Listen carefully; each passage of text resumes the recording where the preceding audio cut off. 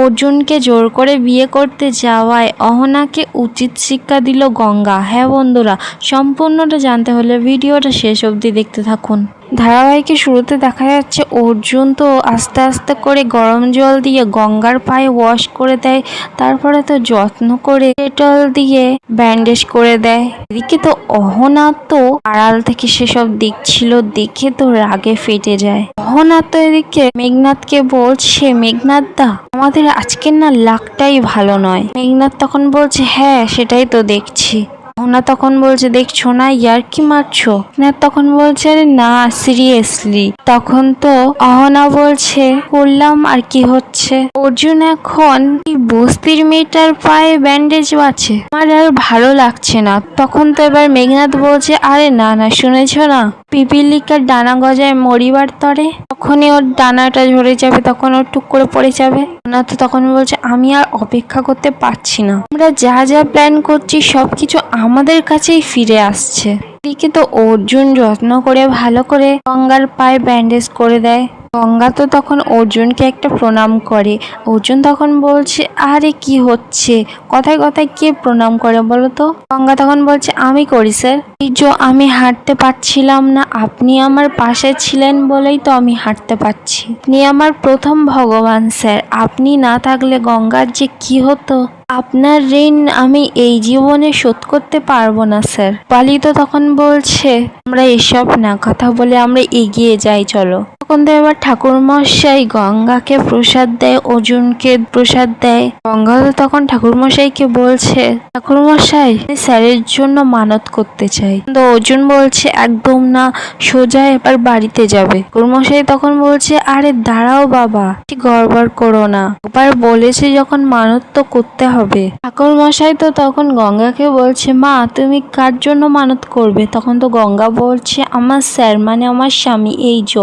তো অর্জুনের দিকে তো দেখায়। বালি তো তখন মজা করে বলছে, যাক তাহলে একদিন তো তাহলে কেউ অন্তত দাদার জন্য মানত করলো। অর্জুন তখন বলছে, এসবের মানে আছে বলতো? ঠাকুরমশাই তো এদিকে গঙ্গাকে বলছে, কি মানত করবে? গঙ্গা তখন বলছে, বাতাসা। এদিকে তো অর্জুন গজগজ করে যাচ্ছে, বলছে বাতাসা এসব করার সময় বল। উদয়ন তখন বলছে, আরে করতে চাইছে করুক না। অর্জুন তো তখন বলছে, তোরা কি করিস না, দা বলে ফেলেছে যখন করতে তো হবেই। বলে অর্জুন তো তখন তার ওয়ালেট থেকে 500 টাকা বের করে গঙ্গাকে দিচ্ছে, বলছে নাও। গঙ্গা তখন বলছে, আরে না স্যার, যার নামে মানত করা হয় তার দিয়ে টাকা নিতে নেই, টাকা আমি দেব, তাছাড়া তো আমি এখন চাকরি করছি। তো এবার ঠাকুরমশাইকে বলছি ঠাকুরমশাই আমি স্যারের সমান ওজনের বাতাসা মানত করলাম। হয়তো সেখানে কথাটা শুনেই অবাক হয়ে যায়। এদিকে তো অহনার মেঘনাথ আড়াল থেকে দেখছিল, তারাও তো দেখে রেগে যাচ্ছে। এদিকে তো গঙ্গার অর্জুন এবার মন্দিরের ভিতর আসে। ঠাকুরমশাই তখন বলছে, তা কি মানত করবে বলো? গঙ্গা তখন বলছে, আগে বাতাসা মানত করব, স্যার যাতে আমার পরে বড় স্যানিটাইজার হতে পারে, স্যারের যেন কোনো বিপদ আপদ না হয়, মানত করব তার জন্য। অর্জুন তো তখন এদিকে উদয়ন আর রূপালীকে সাইডে আনে আর বলে, এইসব করছে কেন? এসব করার কোনো মানে আছে নাকি? তোরা কিছু বলছিস না? উদয়ন তো তখন বলছে, আরে বারবার করে আটকাচ্ছিস কেন? তোর মঙ্গলের জন্যই তো দিচ্ছে না কি? রূপালী তখন বলছে, দাদা ভাই প্লিজ বারবার ব্যাকরা দিস না। এবার তো গঙ্গার দিকে উদয়নকে বলছে, বড়দা অতটা তো বাতাসা লাগবে, কিন্তু অত টাকা যে আমার কাছে নেই। তখন তো উদয়ন বলছে, আরে না না চিন্তা করো না, ওইসব আমি এখন দিয়ে দিচ্ছি, তুমি পরে দিয়ে দেবে কেমন? তখন তো গঙ্গা বলছে, আমি কিন্তু দেবো, আর হ্যাঁ মনে রাখবে স্যারের সমান ওজনে যেন বাতাসাটা হয়, খেয়াল রাখবে, ওটাই কিন্তু মানত করেছি। তখন তো উদয়ন হ্যাঁ বলছে। ঠিক তো অর্জুন এবার গঙ্গার কাছে এসে বলছে, আমার ওজনের বাতাসা, তোমার কি মাথা ব্যথা খারাপ হয়ে গেছে? মিনতি তখন তো বলছে, আরে বাবা এখানটায় এরকমই হয়তো। গঙ্গাদের ওখানকার একটা মেয়ে বলছে, আরে বাবা গঙ্গা যেটা বলেছে তখন তো একবার দিতেই হবে। তখন তো আবার ঠাকুর মশাই বলছে, এই মেয়েটা ঠিক বলেছে, প্রথম থেকে দেখতে পাচ্ছি তুমি ব্যাগরা দিয়ে যাচ্ছ। বুড়ো বাবার থান খুবই জাগ্রত থান, একবার যদি মানত করা হয় তাহলে মানতটা পূরণ করতে হয়। এবার তো ঠাকুর মশাই ঠাকুরের কাছে নিয়ে যায় ওদেরকে। এবার তো বাতাসা আর অর্জুনকেও মাপা হবে, বাতাসের সমান ওজনে কিনা। এবার তো ঠাকুর মশাই অর্জুনকে দাঁড়িপাল্লায় বসতে বলে।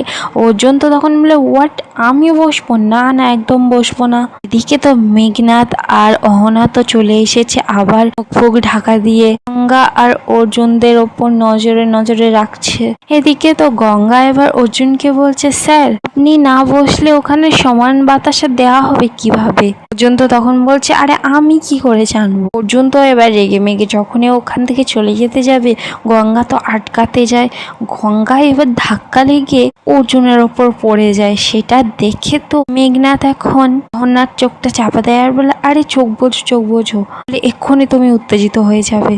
গঙ্গা অর্জুন তো এবার আস্তে আস্তে করে উঠে পড়ে। তখন তো এবার ঠাকুর মশাই বলেছিলাম না হর পার্বতীর চুটি, চাইলেই কি চলে যাওয়া যায়? ঠাকুর মশাই তো এবার দুটো ছেলেকে বলছে, ওকে তুলে আনো এক্ষুনি, এনে দাঁড়িপাল্লায় বসাও। তখন তো দেখা যাচ্ছে দুটো ছেলে গিয়ে অর্জুনকে তুলে আনে দাঁড়িপাল্লার কাছে। অর্জুন তো এবার নেমে রেগে মেগে বলছে, জানো কে আমি? এসপি অর্জুন চ্যাটার্জি, এক্ষুনি অপহরণের কেসে দিয়ে দেবো। আমাদের সাহস কে দিয়েছে? হ্যাঁ, কোন থানার আন্ডারে? গঙ্গা তো তখন এবার অর্জুনকে বলছে, আরে স্যার স্যার, এটা তো নিয়ম, আপনি একবার বসে পড়ো না, তাহলে তো সমাধান হয়ে যায়। অর্জুন তো এবার রাজি হয়ে যায়। অর্জুন তো তখন দাঁড়িপাল্লায় বসতে যায়। এদিকে মেঘনাথ আর অহনা তো আড়াল থেকে দেখে সেসব। অহনা তো এবার মেঘনাথকে বলছে, মেঘনাথ দা, তো হেনাস্তার পরেও অর্জুন শেষকাল দাঁড়িপাল্লায় বসছে। অর্জুন কেন গঙ্গাকে এভাবে প্রশ্রয় দেয় বলো তো? আমি জানি তুমি এক্ষুনি বলবে অর্জুন গঙ্গাকে ভালোবেসে ফেলেছে। এদিকে তো দেখা যাচ্ছে অর্জুন এবার দাঁড়িপাল্লায় বসে পড়েছে।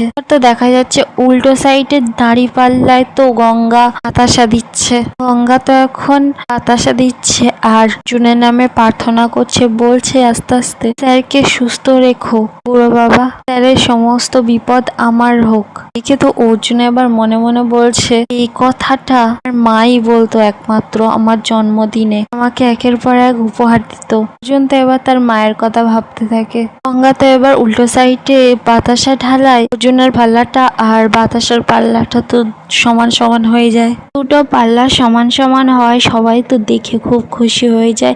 এদিকে অর্জুন মনে মনে ভাবছে, মা যেভাবে আমাকে স্পেশাল ফিল করাতো, এই মেটে গঙ্গার মেয়েটাও আমাকে সেভাবে স্পেশাল ফিল করায়। এবার তো দেখা যাচ্ছে মাপা হয়ে যাওয়ার পর তো অর্জুন এবার পাল্লা থেকে উঠে আসে।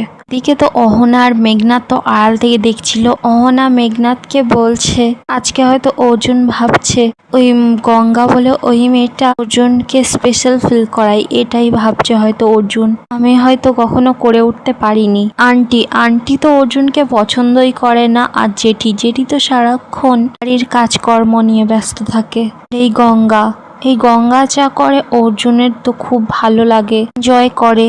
আমারই ভুল ছিল জানো তো, আমি এই গঙ্গা বললে মেয়েটাকে খুব হালকা করে নিয়েছিলাম। প্রথম থেকেই আমার সিরিয়াসলি নেওয়া উচিত ছিল। তখন তো এবার মেঘনাথও বলছে, মেঘনাথ বলছে, হ্যাঁ প্রবাবলি তুমি ঠিক কথা বলেছো। প্রথম তো আমিও ভেবেছিলাম গঙ্গা বলে ওই মেয়েটাকে হালকা করে নিয়েছিলাম, আর জানতাম না এত বুদ্ধি ওর। মেঘনাথ তখন বলছে, না আর দেরি করা যাবে না মেঘনাথ দা, যা করার আজকের মধ্যেই করতে হবে।